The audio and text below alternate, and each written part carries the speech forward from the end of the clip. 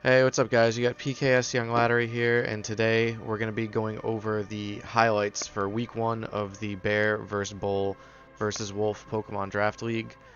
I'm just going to be taking three games, like one from each division, and talking about them just to see how much of a runtime we get, because honestly, we, let's be real, we can't fit every single game. We might be able to do more than one for each div per week, but I just don't know because I want to be able to like pause and commentate and all that stuff.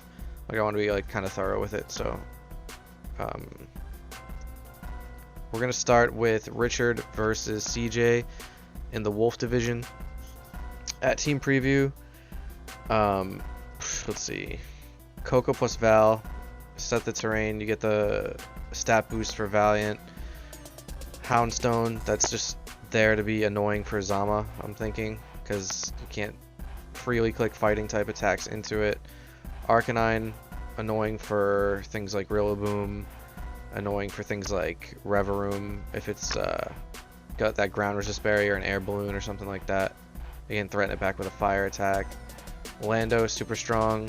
The grassy terrain won't stop like in earth power. It only affects earthquake, so that's something to note there. Gudra just as like a bulky steel type to complement his fairy types.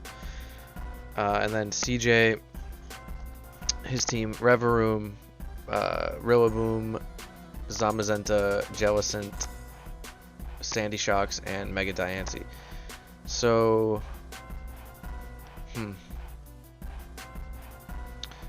I'm not exactly sure.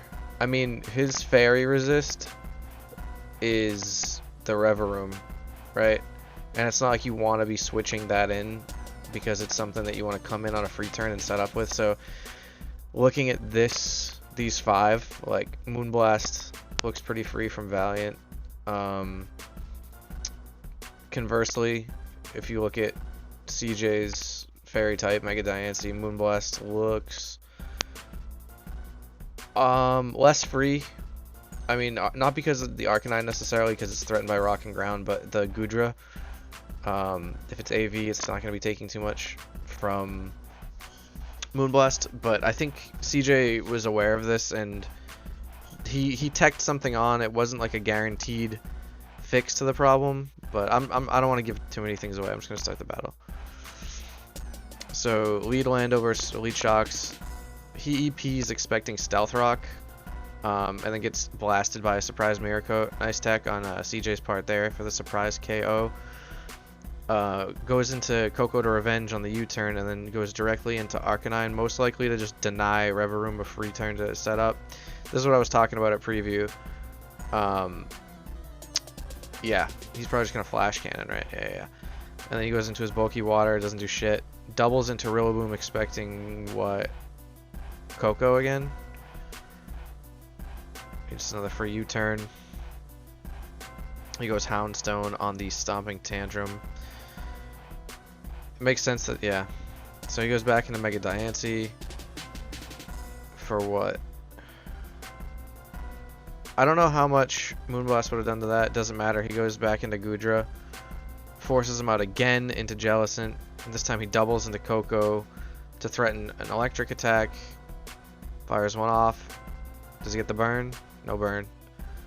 On this turn, he predicts the Rillo to want to come in on the T-Bolt and U-turns out.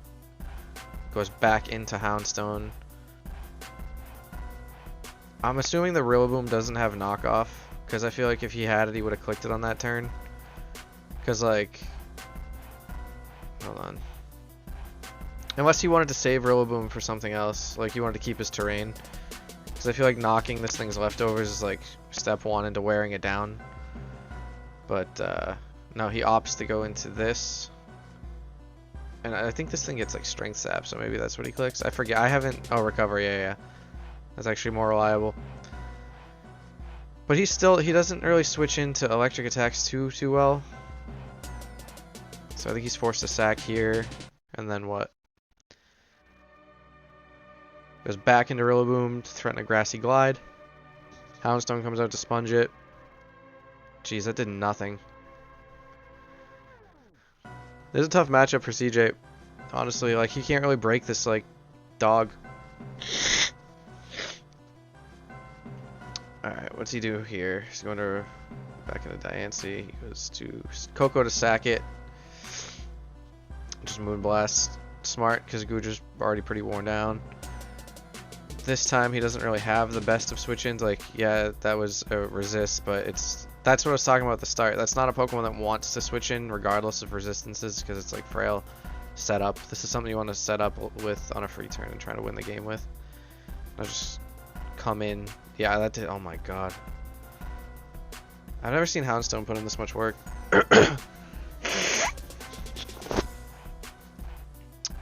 Zama could what? Crunch, or he's Stone Edge is predicting probably Arcanine to want to come in, honestly. Gets Wisped. It's not Lum, it's Life Orb, so this game is pretty much a wrap at this point. I don't think there's any way that he can win in this position. He goes Goodra. It doesn't even 2-ko. He body presses.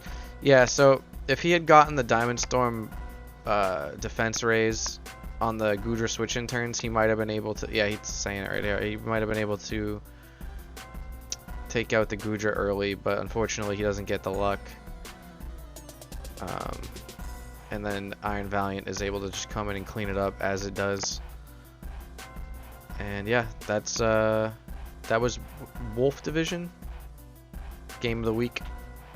So we're gonna go over to James versus I don't know if his name is Nathan or Nathaniel. I'm sorry, I haven't like memorized it, but he's a solid battler. James, a solid battler as well. This match was actually suggested to me by Richard, because he was asking me earlier. He was like, who are you gonna, like, which games are you gonna pick? I was like, I haven't even looked at them yet, honestly, and then he just suggested this one. So I haven't watched this one. I think I watched it live, but I don't remember exactly what happens. From team preview, I would say kind of, let's see, Zama goes pretty hard except for the Spiritomb, which I totally get why you'd have that.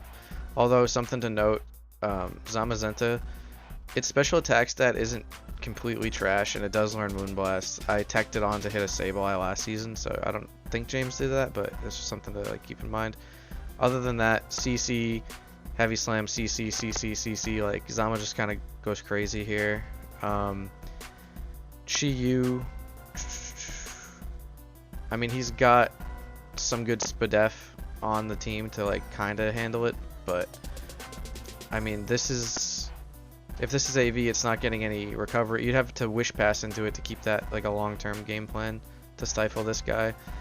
Garchomp, you need that literally. Actually, the fact that he has 2 grounds and Amoonguss is pretty good, because Regieleki is really fast, hits really hard, but it's limited to it's just stab electric moves. There's no Terra in this, and it can't learn HP Ice because it's a Generation 8 Pokemon.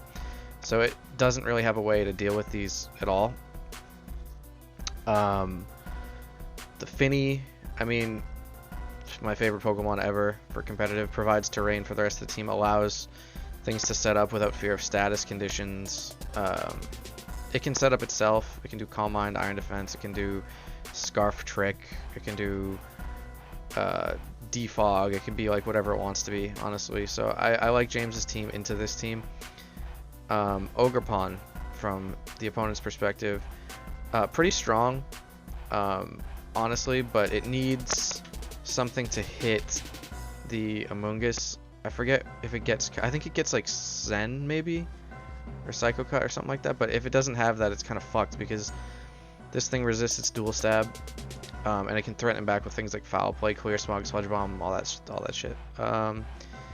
So it's strong, but it needs coverage for this, and it needs to come in on the right turns. And it also does get outpaced by like Zama, barring like Trailblaze boosts, which I feel like wouldn't be the easiest thing to set up in this matchup. Rotom, pretty strong Pokemon here, because it can threaten Wisp on things like Chomp, and it can Hydro Pump this. It can Volt Switch pretty freely. And I know like he has 2 ground types, but these two don't exactly threaten Rotom like heavily. So, so I like Rotom.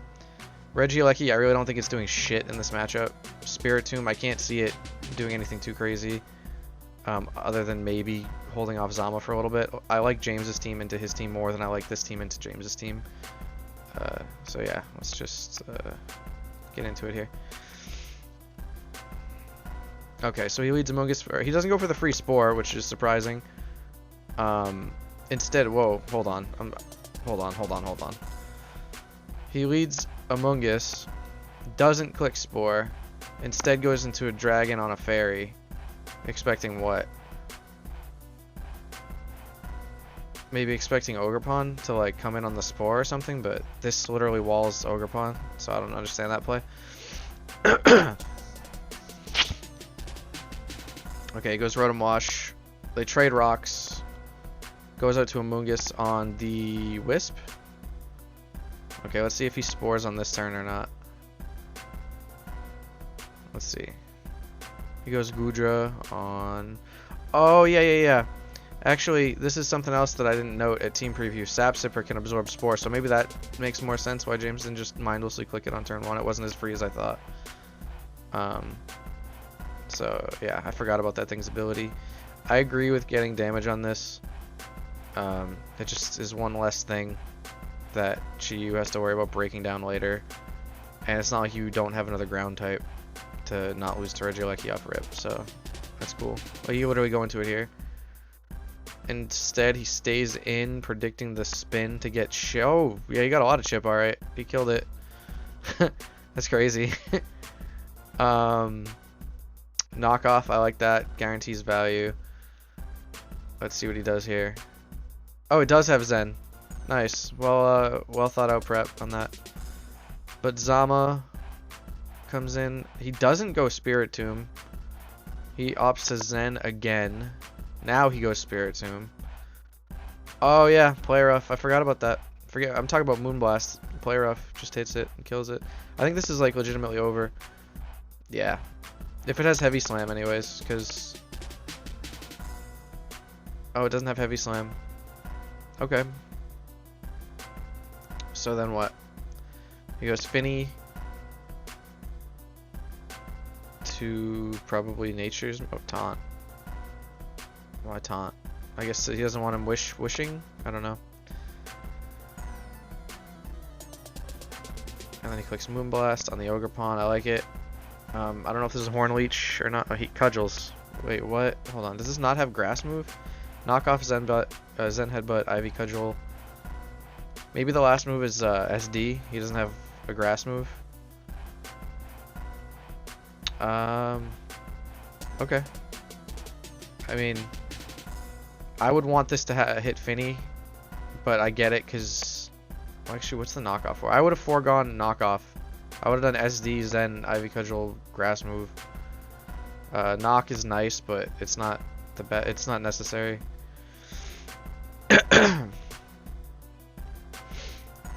Okay, Screamtail comes in to clean it up, and then Iron Shreds comes in to probably click just Iron Head to win the game. Yep. No fire coverage here. It wouldn't have mattered anyway, but no fire coverage. I think that thing gets Flamethrower. Yeah, GG's. That was pretty much what I expected. I mean, Zama went crazy. It would have been even crazier if it had Heavy Slam. But yeah, Zama went crazy. The Ogerpon put in work, but it wasn't quite enough just because it gets outpaced by this. I'm trying to think, like... I'm trying to find the turn when Ogerpon was being, like, a threat. Was it ever in a position of, like, crazy power? Kills this, and then he just goes straight to Zama. How would he have gotten out of this? Maybe going, like, if... Yeah, I don't know. I think this was just kind of a wrap, to be honest. Unless maybe this was, like, Babiri Berry with Encore. Then he could have trapped it into Heavy Slam, went Ogerpon, and then set up or something like that. I don't know. But it was a tough game, for sure. Alright, on to the next. Alright, we got Zach versus my boy Zeb. So Tinkaton, Lando, Coffin, Vaporeon, Bax, and Zera. Bax and Zera is such a scary combination because Ice and Electric just is perfect coverage in unison like that. Like together there's nothing in the game these two can't hit, which is just amazing. Lando, he's got two things off the ground, so it doesn't get to just spam ground moves. Tinkaton, I like Tinkaton. It can eat a hit from, I think, even like a +2 boulder if it's on a balloon, and then Tinkaton hammer it back, which is pretty nice. The Coffin, I don't know what the Coffin is doing here. Maybe also just to wall this. Kind of set up fodder for this, and also this, and Gara. Unless it's Wisp, I guess, for Gara, but still, I don't know. I'm not a huge fan of the Coffin. I think it's a little too passive. Vaporeon makes a lot of sense because free flip turns and Mamo. Yeah, I mean, Zach's team is just straight up offense. Like, there's not a whole lot to say here. Like, he just picked all the threats in the world and put them on a team. So, I mean, Coco's probably like Light Clay, Taunt Screens. This is probably SD, DD, Nasty Plot. And this is probably like Sash Lead, or maybe it's like Bandit or some shit. I don't know, or Scarf. I have no idea. It's something offensive. From Zeb's point of view, he's gonna have to try to outlast all that offense. Zeb has more of like a balance here. This is more of like a hyper offensive build. And traditionally, unless you have something that like really disrupts the flow chart of the hyper offense, it's kind of difficult for balance. So this looks like a challenge for Zeb to try to get through all these obstacles. This isn't a team where it's like, I'm gonna switch into this and I'm gonna switch into that and I'm gonna, you know what I mean? Like, this is just like, I'm running my shit, and if you can't deal with it, you're gonna lose. That's pretty much what this is. So let's see how it goes.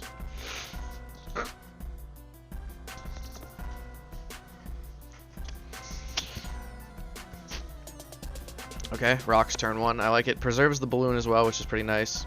Does he activate weak armor? I like the no item on Vap a lot. That Toxic Mist sucks dick. Okay, he double Toxics. Lumberry Mamo. Why Lumberry? Maybe he was scared of Wisp or something. I gotta pause it for a second. Keeping this healthy, I would prioritize like a lot because of the Cerulege. The fact that it's no item means it walls its dual stab completely. I think I told Zeb to run no item just because of like how annoying Poltergeist is. But he has to like wish this thing back up and then get the hell out of here. I don't know if he does, I don't remember, but okay, Moltres comes out on Wish. Let's see if he Toxics. Damn, dude, Zeb missed 2 Toxic. That sucks. That sucks a lot. He goes for it again. I don't know. Okay, he wishes again. Okay, he should have just protected there, I think. I think he went for the Scald or something.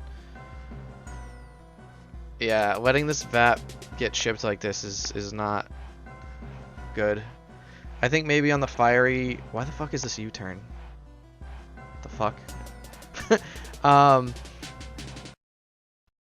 Yeah, I think trading Vap for this is a mistake because it's already revealed it can't hit Tinkaton for shit. I would have went Tinkaton and then kept this guy healthy so that it could deal with Poltergeist, whatever this ass, Cerulege is, yeah. Because Cerulege is a major threat otherwise. This, yeah, he just lets Vap go down. I mean, I get it at that point because rocks are up. It's not like you want to spend... You're not... The last thing you want to do is spend a turn defogging in the face of just constant setup, so I get that. Like, that was smart to sack at that point, but I think initially it would have been better to just go Tinkaton. This is all hindsight, by the way. Like, Zeb's a really good player. I'm not trying to make it sound like he's not. I literally sacked the wrong thing in week 2 and it cost me the game. So this is all like hindsight's 2020 kind of shit. But Wisp, nice. Probably Mega into DD here.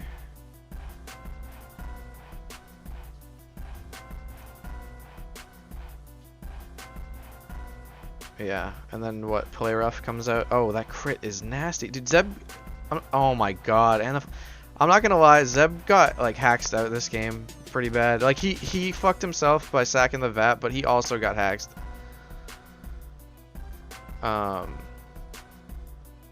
That sucks. Crit into flinch is crazy. That was a... hold on. Why did you do that? You should just electric moved. Because you don't need to predict Mamoswine. It was already revealed to be Lumberry, so he goes Mamo on your electric attack, you Drain Punch after. You don't have to risk that roll ever.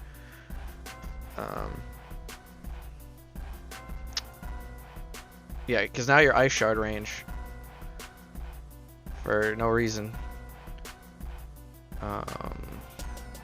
Double into Lando, which is fucking wild. Hang on, wait. Let me just. I need to process that. Like, what is this? Why didn't you just Shadow Ball? Isn't Shadow Ball super free?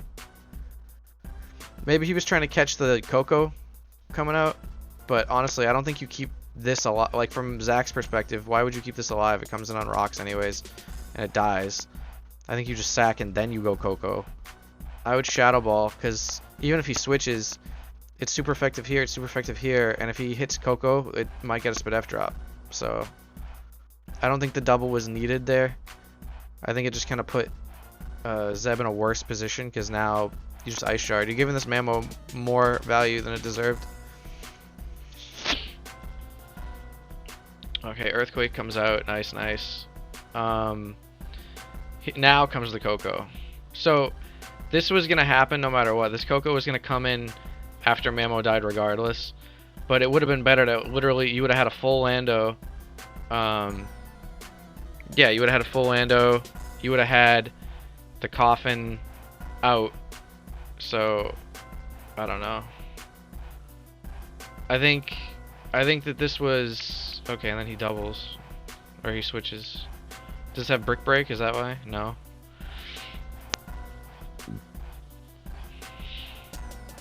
Okay. Coffin. Iron Boulder comes in to set up this. I mean, this game's over. Anyways, like I don't really know why I'm even still talking about this. I'm just trying to break down every turn. He goes Coffin, and then he Volt switches into Boulder and gets Wisped for his trouble. But at this point, Mighty Cleave just kind of wins. Oh wow, does that Pain Split? Hex. Oh, alright. I mean, that's cool. But see, this is what the Vaporeon would have been good for. Like, the Vaporeon could have helped not just lose to this thing. Vax comes out. I think there... You should have... I don't know if Bitterblade kills this from full. Or not from full, but from 51. I don't know if he bothered to calc it. But if it didn't kill, you Dragon Dance, and then you EQ and win. But Bitterblade might have killed. I don't know. It's neutral. But, yeah. And then D-Gleam comes in and cleans this up. So, very hacksy game. I think Zeb could have played better regardless, but hacks definitely played a part in it. I think, yeah, rough week for Zeb. And we're at 24 minutes and 30 seconds. So, yeah, I don't know. Maybe next time I'll end up doing more than just one game per div, but I was trying to be thorough. I wanted to talk about everything at preview. I wanted to, like, give myself time to pause if I needed to and try to wrap my head around some of these plays just to make sure I'm, like, you know, giving you guys actual good analysis here. But yeah, have a good one.